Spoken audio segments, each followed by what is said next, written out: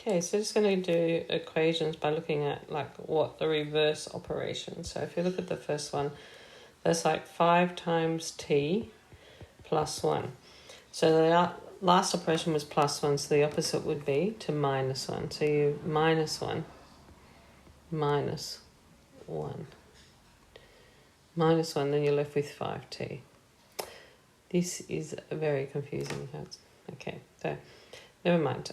So we go, the last operation there would have been to times 4. So the last operation was to times 4, so the opposite would be divided by 4.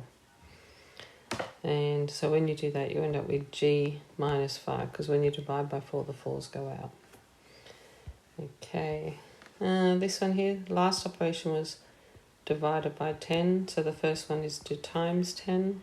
So if you times 10, you end up with r minus 7.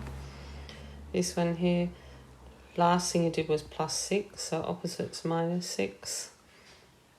So if you did 6 plus 7k and you minus 6, you just end up with 7k. The last operation here was divided by 2, because that's over 2.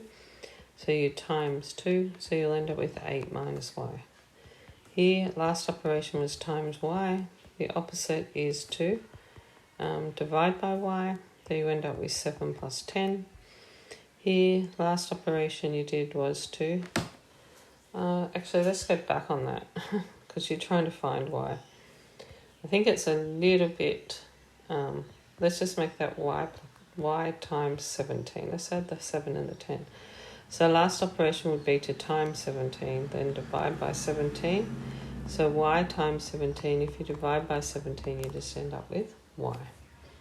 This one, 18 minus u, so the last thing was to plus 18, so therefore you minus, that's plus 18, opposite is minus 18, and you'll end up with minus u. And a bit of a confusing way to go about it, but it's just about looking at opposites. So James and Peter have the same number of lollies. James has 16 and Peter has 5t plus 1. Now, if you take away 1 from both of these, then 16 minus 1 will give you 15.